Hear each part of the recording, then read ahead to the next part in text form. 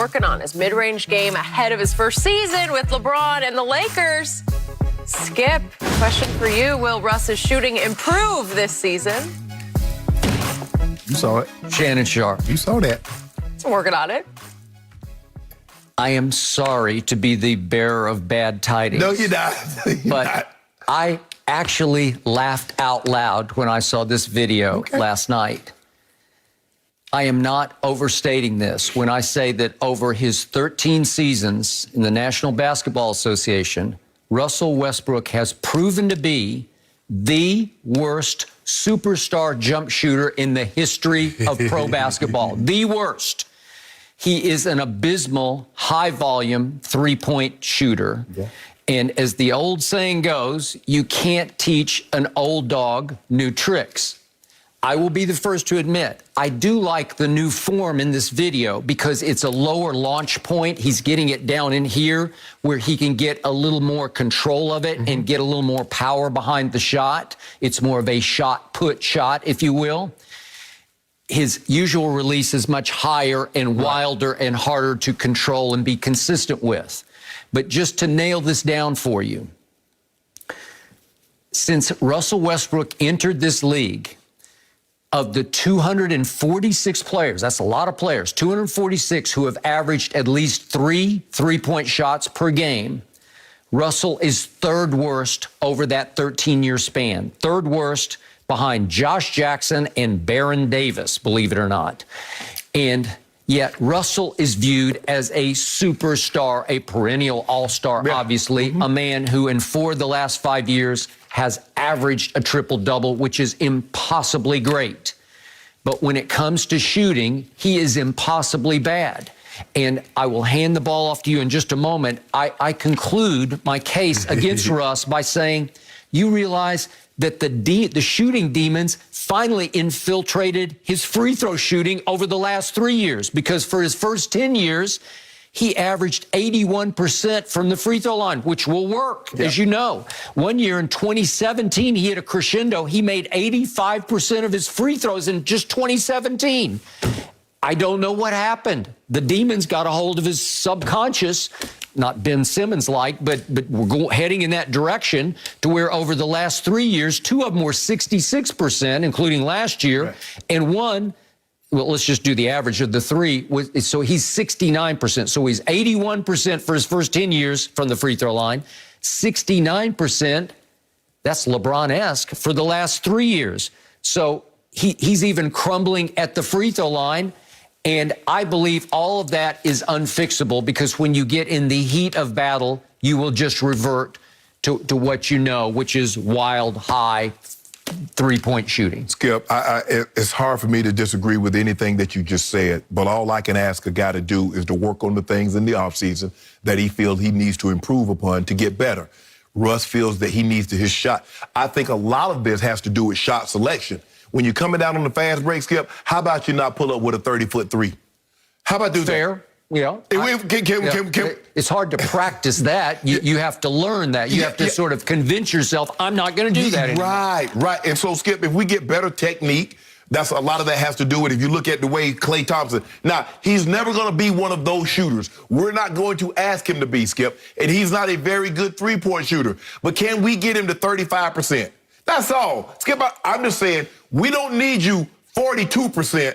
But we can't have you at 26% like you were in Houston. We can't have you at 29% or 30%. Can we just get you to 35? And I think a lot of that has to do with shot selection. I also believe playing alongside AD, playing alongside LeBron James will help him take better shots. He'll get better opportunities because they double down on LeBron. Now you get an opportunity to cut to the basket, lay the ball up. They double down AD. Now he's going to have to knock down some of these wide open shots, Skip. He's going to get a lot of opportunities. He's going to get a whole bunch of because they will dare him. Yes. And that's something that, hey, he's working on. Skip, at the end of the day, that's all you can ask. Is the guy working in the offseason? Some of the questions that we've asked about Ben Simmons, is he really working on that jump shot? Or is he just telling us he's working because come games, we don't never see him even attempt it? At least we know Russ is in the gym. He's working on it.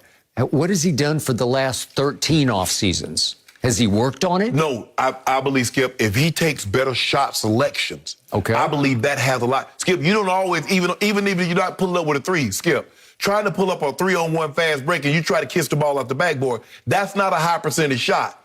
If we just try to increase, get a little closer to the backboard, the jump shots will be there. We can always get a 30-foot three, Skip, but how about take a 15-foot shot? How about try to get all the way to the basket and maybe get fouled or dish it off? So I think a lot of that has to do with that. Better shot selection, and just it's like, you know what?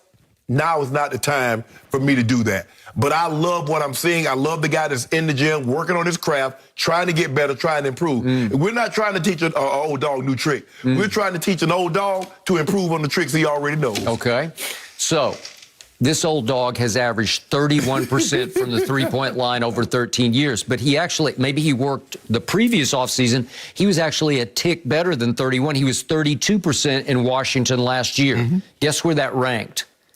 That was 150th of 156 qualified three-point shooters. 150 of 156. It's bottom of the barrel. We just trying to get him to 35, 36%. If you could, it would be gold as in Fort Knox gold. Yeah. As in bubble championship gold. It'd be the championship gold. Yeah. As in gold championship. Okay. Here's why he will not work. He will not fit. This is why he will drive LeBron James' highest basketball IQ in the game out of his mind, out of his basketball mind. 4 times he has led the league in turnovers, and 4 other times he's been second in turnovers. That's 8 out of 13 years. So what makes him Russ? What makes him go? Why is he must-see TV for me? I don't miss a Russ game because he is like a roller coaster ride of he's going to get a triple-double. He's going to average double-digit rebounds at 6'3". I don't believe he does that this year. Okay, well, maybe not. I don't even know how he averages 10-plus assists. He's led the league in assists. He led it last year in assists.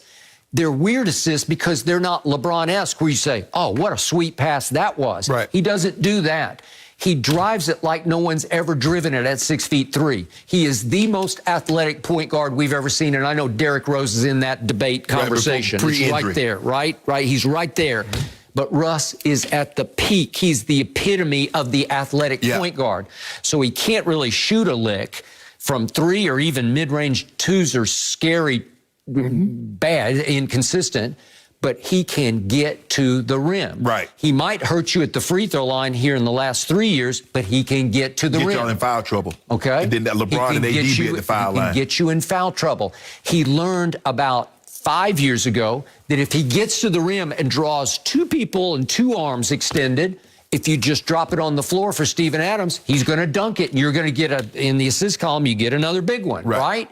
So his assists are either dump-offs or pass out of the lane assists where he just whips it out to the perimeter, right? Could I ask you this? What impact do you believe playing alongside AD and LeBron will have on Russ? I think LeBron will have tremendous impact for a while through the regular season. Where he really reverts is in the playoffs. What has he been with no KD? Without KD in the playoffs, Russ is 8-21. Well, you can say, well, he didn't have Kevin Durant, the best player on the planet.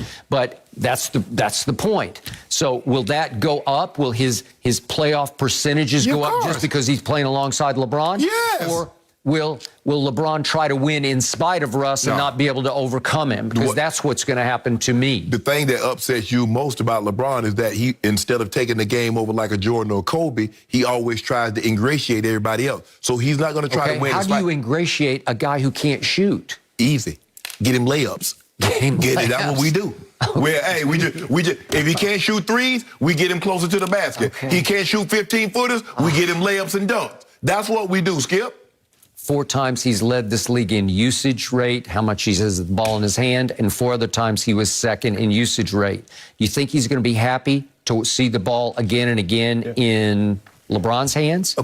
At the end of the day, Skip, a lot of times we overlook and not see the value because we're so caught up in telling what someone can't do instead of finding out what he can do well, and let's play to his strength. Let's stay in that wheelhouse right there. Your wheelhouse would be having Rajon Rondo at the point guard, Rondo is not LeBron starting. at the 2, Rondo, and AD at the 4 or 5. Skip. That's your wheelhouse. When was the last time you saw a guy not start for 4 or 5 years and all of a sudden become a starter again? I'm just telling you that would work for But you. you told me what was working when they got playoff Rondo, the Clippers. Well, that I thought didn't it work. would. Okay, but they're a different bunch with different mentality. And once you challenge and humiliate Kawhi Leonard, Kawhi humiliated him, coming in that man's face after he had just come off winning a title. Okay. Made you a great pass, and you are going to talk about what's wrong with that bad pass. do you think the first time LeBron gags a last-second shot, which will happen, do you think Rondo will get up in his face and say, "What are you doing? You're better than that"? No. That's not what Rondo. He sought Rondo out. Rondo was pass the ball. Kawhi sought him out. He's like, I saw LeBron hit many of those. Which he has. You could have Buddy Hield at the 2 and Rondo at the 1.